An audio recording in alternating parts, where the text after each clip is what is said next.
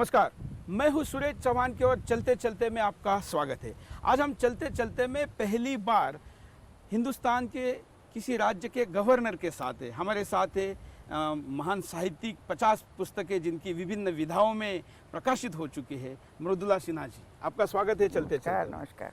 आप बिहार से हिंदुस्तान के दूसरे कोने से हिंदुस्तान के दूसरे कोने तक समुंदर किनारे एक गवर्नर के रूप में है।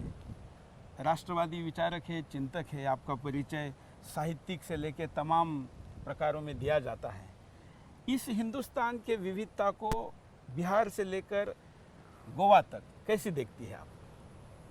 देखिए, जो विविधताएं दिखती हैं वो ऊपर ऊपर है, वो भी बहुत कम है। अब तो यूनिफॉर्मिटी आ गई, खान पान में, ड्रेस में, मकान में। पहले ही विविधताएं थीं, अब धीरे धीरे सब कुछ एक होता जा रहा है, लेकिन अंदर तो बिल्कुल एक है। मतलब जो हमारी संस्कृति है उसके अनुसार हमारे भाव एक हैं, व्यवहार एक हैं। और मैं अधिकतर ग्रामीण क्षेत्र में, यहाँ भी ग्रामीण क्षेत्र में गई हूँ, परिवारों में अंदर जाती हूँ उसको देखने के लिए, ये किस तरह का भाव है। मुझे तो कोई अंतर नहीं लगता है। बिहार हो, यूपी हो, पूरब हो, पश्चिम हो, उत्तर हो, दक्षिण हो। और यहाँ आने से पूर्व मुझे लगता था कि बिहार से यहाँ बहुत कुछ भिन्न होगा, लेकिन थोड़ा बहुत खान पान में भिन्नता है, बहुत कम।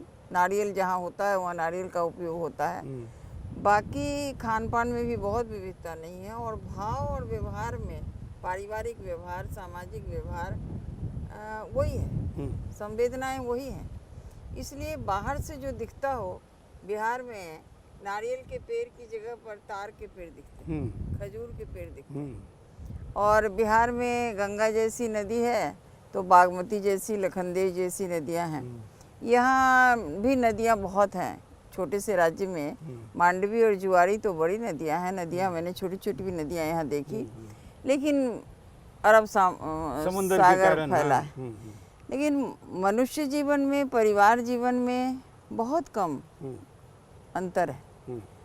तो मुझे ऐसा लगता है कि सारा एक है, एक संस्कृति में गुथा हुआ, सब कुछ एक है। इसलिए विविधताएं तो सुनी थी कि विविधता में एकता है, अनेकता में एकता है। तो वो मुझे लगता है कि बाहरी और प्राकृतिक विविधताएं ज़्यादा है। मनुष्य के अंदर एकता, सोच, कल्चर एक ही। अब दादा दादी के साथ व्यवहार करना है, माता पिता के साथ व्यवहार करना है, अपने पड़ोस के साथ व्यवहार करना है, बहुत कुछ वही दिखता है जो मानवीय संस्कृति है। आप जिस साहित्य क्षेत्र से है, पिछले दिनों से उन साहित्यकारों की बड़ी हिंदुस्तान में चर्चा रही। वो तो ज़्यादातर लेफ्टिस्ट साहित्यिक ऐसा दिखाते हैं कि हिंदुस्तान एक नहीं था, ये तो ब्रिटिशों ने एक किया। इसलिए आप जो कह रही उसको आप कैसे डिफाइन करेगी? नहीं, वो उन्होंने एकता, ब्रिटिशों ने ये किया कि जो राज्य बटे हुए थे अलग अलग, उनको बहुत छोटे छोटे राज्यों में थे, उनको एक किया होगा, पॉलिटिकल एकता। लेकिन सांस्कृतिक और सामाजिक एकता जो है वो तो कितनी भी रेखाएं खींच दो, वो रेखाएं पार करके वो संस्कृति हमारी चली जाती है और अपने सबको अपने गले लगा लेती है। ऐसी संस्कृति। और जितने भी वेद हैं, पुराण हैं, संस्कृति, जितने नीति शास्त्र हैं, मैंने उसको काफ़ी गहराई से अध्ययन किया है कि उनमें जो भाव है, उनमें जो मंत्र है, उस मंत्रों के अनुसार जीवन जीना है आपको। कि कैसा जीवन, व्यक्ति का जीवन, परिवार का जीवन, समाज का जीवन, धर्म का जीवन, जितने भी जीवन है वो सब मंत्र के अनुसार हम लोग जी रहे हैं। जो गांव में हैं, पढ़े लिखे नहीं हैं, उनको ये नहीं मालूम, पढ़े लिखे लोगों को भी नहीं मालूम कि हमारे जो मंत्र हैं वेद शास्त्रों में, उसके अनुसार हम व्यवहार कर रहे हैं। पढ़े लिखों को भी नहीं मालूम। लेकिन मैंने उसमें जो अध्ययन किया तो लगा कि ये मंत्र है, उसी का ये अनुवाद है व्यवहार में। तो इसलिए हमारी संस्कृति तो इसलिए उन लोगों ने जीवित रखी है।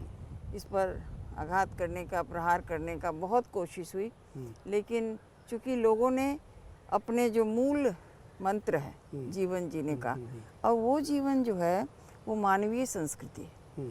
भारत की संस्कृति प्रकृति मूलक है, प्रकृति पर आत्मवत् सर्वभूतेषु या पश्यति सा पंडिता। सारे भूत को, समुद्र को भी व्यक्ति मान लिया, हमारे कवियों ने, साहित्यकारों ने। हाँ, उससे आगे बढ़ के हम तो देवत्व दिखते हैं। हाँ, देवत्व दिखता है, मनुष्यत्व दिखता है। हाँ, हाँ। और मनुष्य को तो कहा ही गया जो उसी में देवत्व है। हाँ, हाँ, हाँ। तो ये आपका जो साहित्यिक रूप है, साहित्यिक जो चरित्र है, गवर्नर के रूप में उसको यहाँ आने के बाद कुछ और समय मिला बाकी राजनीति की तुलना में, या और क्या व्यस्तता नहीं, बढ़ी? देखिए, राजनीतिक जीवन में और सामाजिक जीवन में बहुत व्यस्त थी, बहुत ज़्यादा। 40 वर्षों में जितना सारे देश में मैं घूमी हूँ, इंटीरियर तक गांव-गांव में गई हूँ, बहुत कम महिलाएं गई। तो उसके कारण मुझे साहित्य सृजन में सुविधा भी हुई, जो सारा ज्ञान मिला, मैटर मिला, प्रत्यक्षदर्शी बनी। तो इसलिए उस समय भी मैं लिखती रही। उस समय भी लोग पूछते थे। तो आपको आश्चर्य होगा कि मैं ट्रेन में बैठ के भी लिख रही हूँ।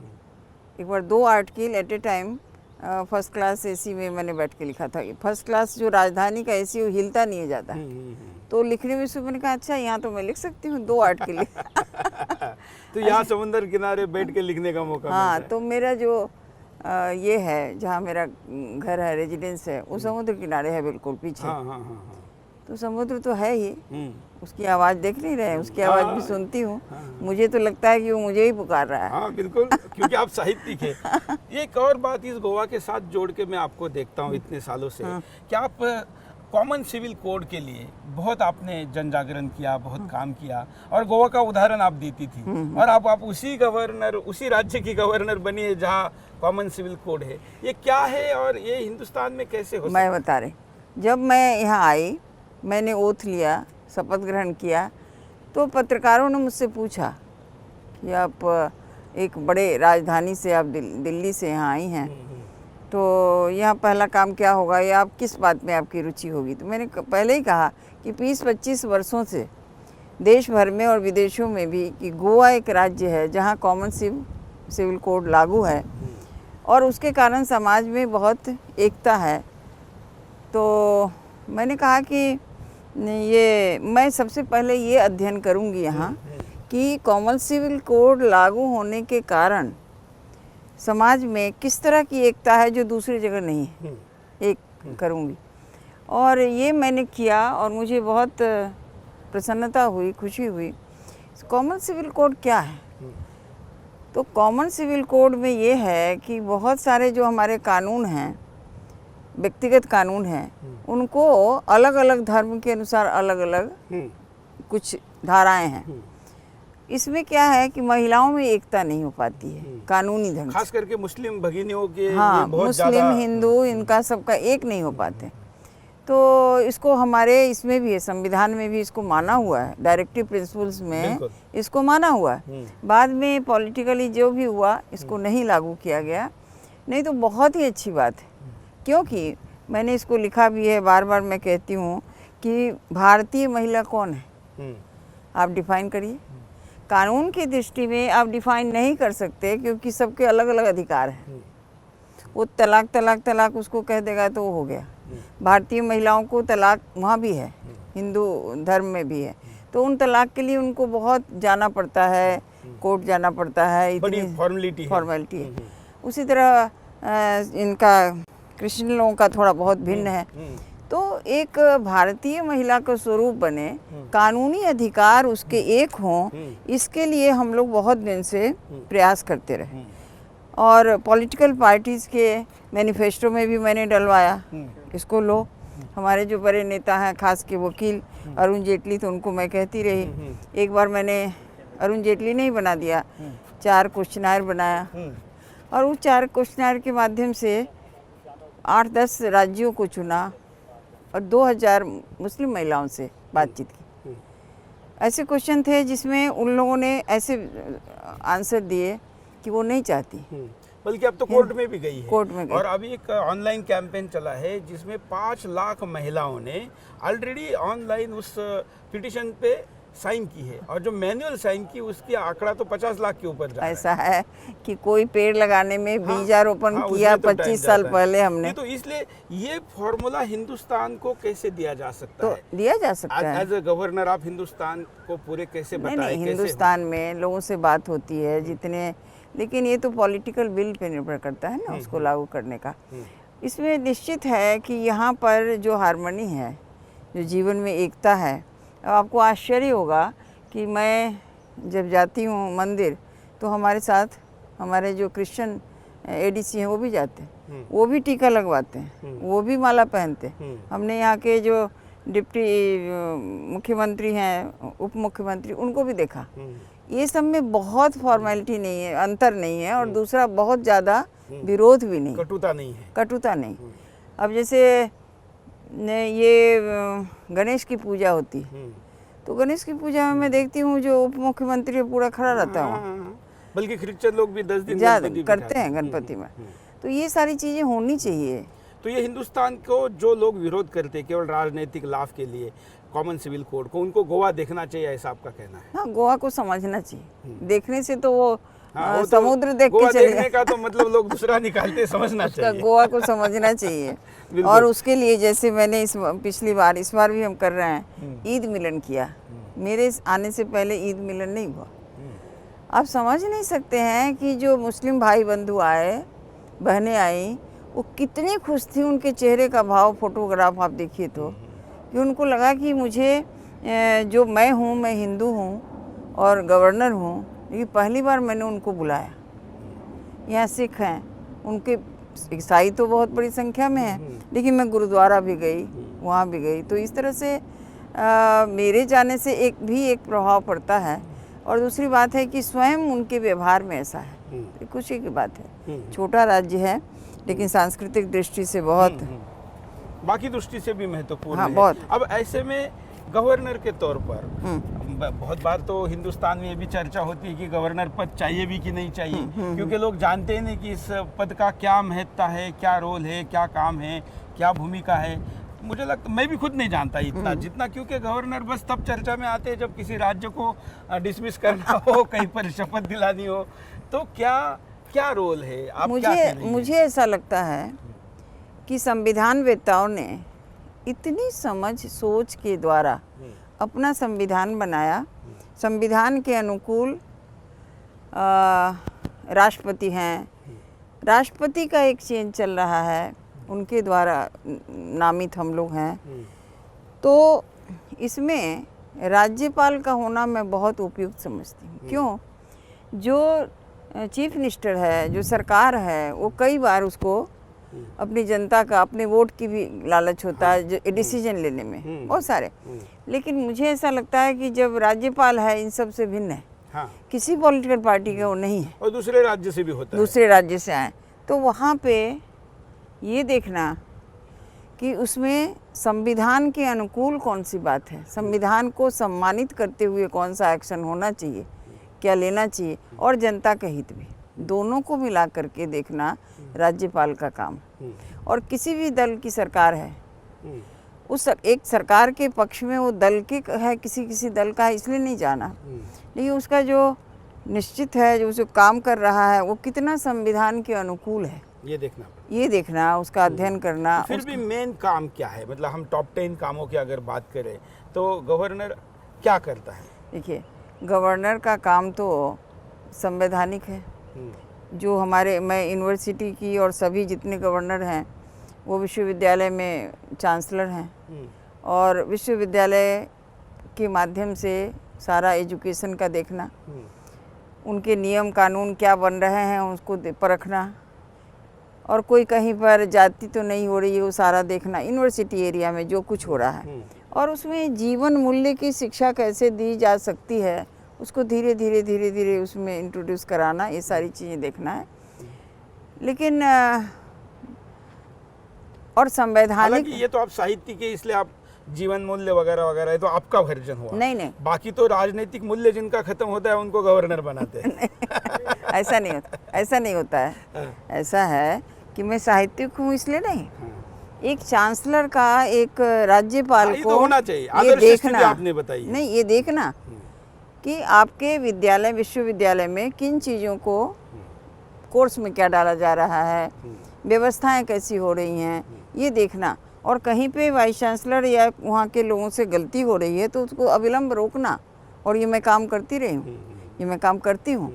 तो मैं ही नहीं करती हूँ, हमारे यहाँ तो एक ही विश्वविद्यालय है, बाकी देश में तो बहुत कोई- बहुत है कई और सब जगह, लोग करता है। बिल्कुल। एक बात तो ये हो गई शिक्षा के क्षेत्र में। दूसरा है कि सरकार के जितने भी डिसीजन होते हैं, बिल बनते हैं, एक्ट बनते हैं, जो भी करती है सरकार, वो सब पर ठप्पा लगाना, दस्तखत करना, वो सब विधानसभा के बाद हमारे पास आता उसमें कोई सजेशन है तो वो भी है। देना। हाँ, और उसको उस रूप में फिर से परिवर्तन करो, इसके लिए हम लौटा सकते हैं। तो एक तो ये बात हो गई, बहुत बड़ी बात है जिसके प्रति हमको निष्ठापूर्वक काम करना चाहिए। तो ये सारी चीज़ें तो संवैधानिक हैं और सब जानते हैं। लेकिन मेरी मान्यता है, और हमारे जो गवर्नर्स हैं वो करते भी हैं, राज्यपाल, दूसरे राज्यपाल से भी मेरी बात होती है कि देखिए 40 वर्ष का हमारा अनुभव है देश समाज के बारे में। 40 वर्षों का, 50 वर्षों का किसी किसी का अनुभव है। सामाजिक समस्याएं क्या हैं, उनका निदान क्या ढूंढा जा सकता है। अब ये सारी समस्याओं का निदान ढूंढते ढूंढते हम 40 वर्ष लगाए हैं, लोगों को कहा है।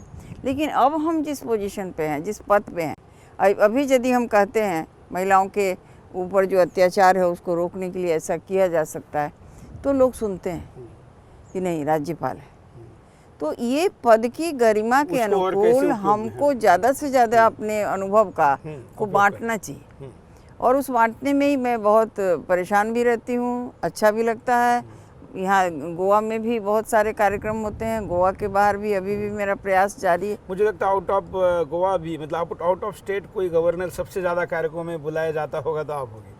ऐसा नहीं कर सकती, मैंने ऐसा कोई तुलनात्मक नहीं, अध्ययन। हम जो देखते हैं मीडिया वाले हाँ। कि आपको विभिन्न राज्यों में बुलाया जाता है, वहाँ भी हाँ, कार्यक्रम में चूँकि जाते हैं। ये पहले से ही साहित्यिक संस्था, सांस्कृतिक संस्था, तब तो राजनीतिक संस्था, ये लोग सब बुलाते थे। मैं 40 वर्ष लेकिन से। साहित्यिक होने के नाते भी क्या ये जो पिछले दिनों साहित्यिकों का जो सब कुछ हुआ, उसको लेकर कुछ आप कहना चाहेगी?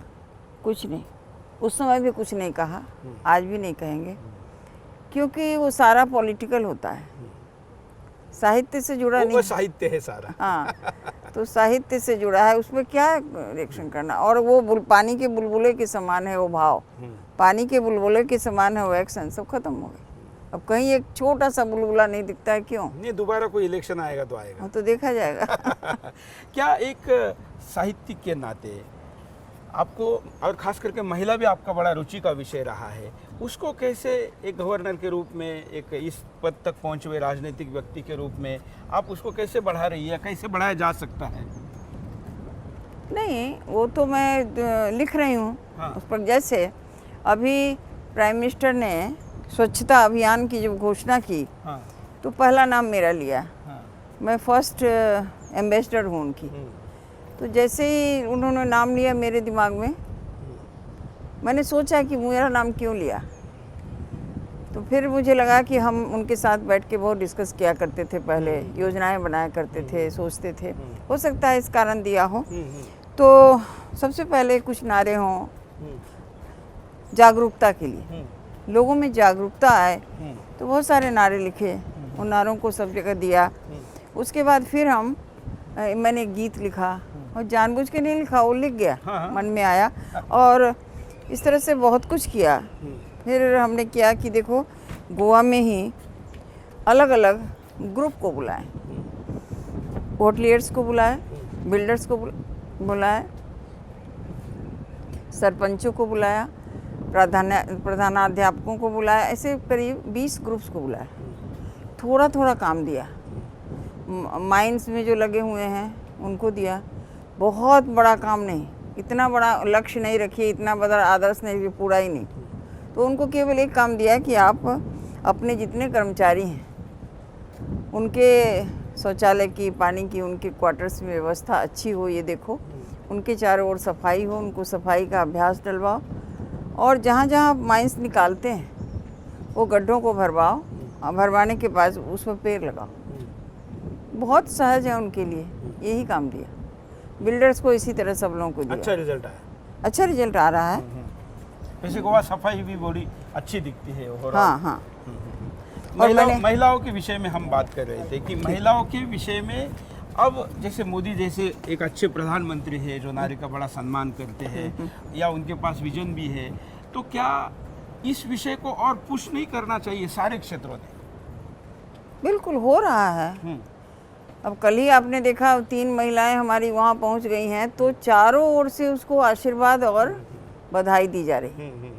तो बहुत बड़ी बात है, बड़ी बात है। सारा समाज खुश है बिल्कुल बिल्कुल कि हमारी बेटियां अभी हालांकि बेटियों के लिए वो बड़ा कठिन काम है कठिन तो। लेकिन फिर भी उस काम तक वहाँ लेकिन तक हिंदुस्तान की बेटियों ने ही सारे कठिन काम पहले किए किए तो इसलिए डाला है उनको। मैं ये सब ओर से एक जागृति आई है, और जागृति में सबसे पहले बेटी का बाप हुआ है जागृत, पिता हुआ है ये जागृत, तो हुआ है। और बेटी घर आती है तो भी खुशियाँ मनाई जाती हैं। अब पूरा हर जगह सब बराबर हो गया ऐसा नहीं कह सकते। हाँ, वो तो टाइम अब भी थोड़ा लगेगा। हाँ, थोड़ा टाइम भी लगेगा। बाकी एक जनरल ये बना है, तो ये खुशी की बात है।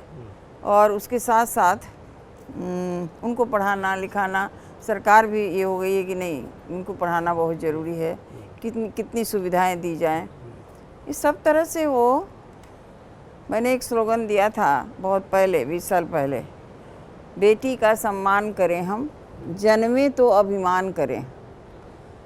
तो सम्मान तभी होगा जब उसके जन्मने पर हमको अभिमान होगा। बिल्कुल। तो ये मैं देखती हूँ अब, ये काफ़ी स्थिति तो बदल रही है। बदल रही है। दूसरे देश से आने वाले खास करके नाइजीरियन जो नागरिक हैं, जी जी, उनके प्रति गोवा के गवर्नर ने, गोवा के मुख्यमंत्री ने भी राज्य की जनता की भावना के नाते कुछ मत व्यक्त किया। जो वो आते हैं यहाँ पे अनुशासन भंग करते हैं या किसी भी तरह का ऐसा व्यवहार करते हैं, तो ये अच्छी बात नहीं है। तो इसलिए जब वो सामने कुछ बात आई है, कुछ उदाहरण आया है, हालांकि यहाँ सब स्वागत करते हैं विदेशियों का, यहाँ पे कई देशों के लोग आते हैं, यहाँ उनके लिए सारी अच्छी व्यवस्था की जाती है, उनका स्वागत होता है, लेकिन यहाँ की शांति को भंग करने के लिए कुछ भी थोड़ा सा कदम लोग उठाएंगे तो यहाँ के लोग को कैसे अच्छा नहीं लगेगा, बर्दाश्त नहीं करेंगे। तो कई बार घटनाएं हुई, अंत में उनको बोलना पड़ा है। मैं समझती हूँ कि तो उन देशों के लिए भी आप कुछ कहना चाहेगी, क्योंकि उन्होंने भी फैक्ट को समझना चाहिए। एक्चुअली जब यहाँ से बात जाएगी तो समझेंगे कि उनके देश की बदनामी होती है, नहीं होनी चाहिए। उनके देश में सारे लोग तो ऐसे नहीं है ना, 1-2 लोग ऐसे निकल के आते हैं, सारा देश सारा समाज बदनाम हो जाता है। तो इसके साथ ही फिर दोबारा नेशनल इशू पर अगर हम लौटे, तो नारी इस विषय पर आपने जो बड़ी 360 डिग्री विचार रखे हैं, उसमें से कितने पूरे हुए, कितने पूरे होने बाकी है, उसके लिए क्या योजनाएं हैं? देखिए, मैं आपको बताऊं, 1980 में सबसे बड़ी बात है कि नारी के प्रति हमारा विचार क्या है। तो नारी के प्रति विचार के लिए हमको पश्चिम उत्तर दक्षिण नहीं देखना, हमारे भारत में क्या विचार रहा, और उसके आधार पर सबसे बड़ी बात है कि हमारे यहाँ स्त्री और पुरुष को दोनों को समान माना गया और दोनों एक दूसरे के पूरक हैं। फिर भी ये बात मानी गई कि स्त्री के अंदर प्रकृति ने बहुत सारे गुण ऐसे भर दिए, प्रकृति ने भरे, जिनके कारण परिवार सुरक्षित होता है, परिवार का विकास होता है, समाज का विकास होता है। लेकिन कुछ पश्चिम की हवा ऐसी आई 1980 1981 में, और वो हवा ऐसी थी नारी मुक्ति। तो नारी मुक्ति का मैसेज था कि पुरुष नहीं चाहिए, कोई व्यवस्था नहीं चाहिए, महिलाएं अपने साथ अकेली रह सकती है, या साथ रह सकती हैं, आदि आदि। तो उस समय मैंने 1980 में, चूँकि मेरे ऊपर जिम्मेदारी आ गई थी राजनीतिक और मैंने लिखना शुरू कर दिया था, तो मैंने कहना शुरू किया कि ऐसी मुक्ति भारतीय महिलाओं को कबूल नहीं है। भारतीय महिलाएं पुरुषों से अभिन्न नहीं रह सकती, प्रकृति ने ऐसा बनाया।